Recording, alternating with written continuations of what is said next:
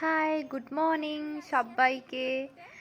তো দিনটি ছিল আমার কালী পুজোর ব্লগ। তো সেদিন কালী পুজো ঠাকুর দেখতে গেছি অবভিয়াসলি ধূপগুড়ি।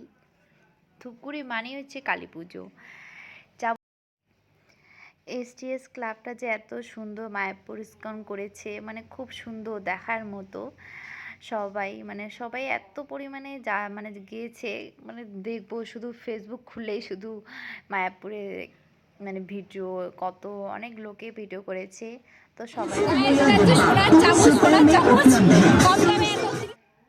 তারপর ওখান থেকে সোজা বেরিয়ে পড়লাম আমরা আর একটা জায়গায়। ওখানে গিয়ে এই মণ্ডপটা থিমটা করেছে ভালো, একদম খুব সুন্দর ভালো করেছে।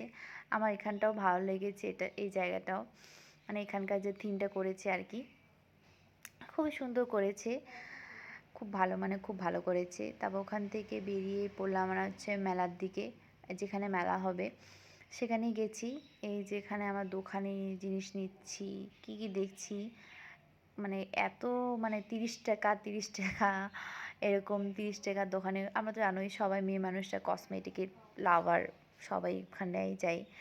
দুল দেখছি, কত সুন্দর সুন্দর দুল, কোনটা ছেড়ে কোনটা নিব এটা ভাবা মুশকিল। আমাদের ক্ষেত্রে বেশিরভাগ হয় আর কি, মেয়েদের ক্ষেত্রে এটা দেখি। তারপরে এই যে পুতুল এত সুন্দর, কি বলবো, ঠাকুরের খুব ভালো লাগলো, খুব ভালো। তারপর এত পরিমাণে সেদিন ভিড় হয়েছে। দুদিন গেছি, এটা হচ্ছে প্রথমের দিনের ব্লগ, আর নেক্সট ব্লগটা আমি পরে ছাড়বো।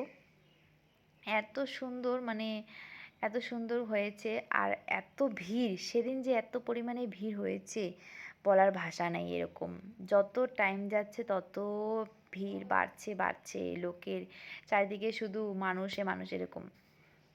তারপরে যে লাইটিংটা, জাস্ট লাইটিংটা এত সুন্দর করেছে। ধূপগুড়ি মানেই তো লাইটিং, একদম ওয়াও দেখার মতো লাইটিং আর কি।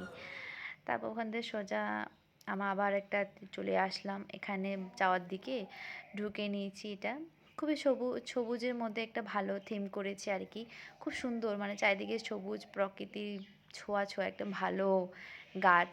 এটা হচ্ছে একটা গাছ দিয়ে আর সবুজ করেছে আর কি, এখানে চারিদিকে শুধু গাছ ছিল।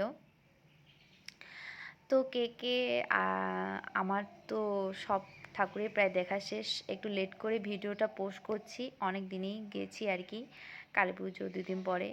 তো তোমাদের কেমন লাগলো অবশ্যই বলবেন। তো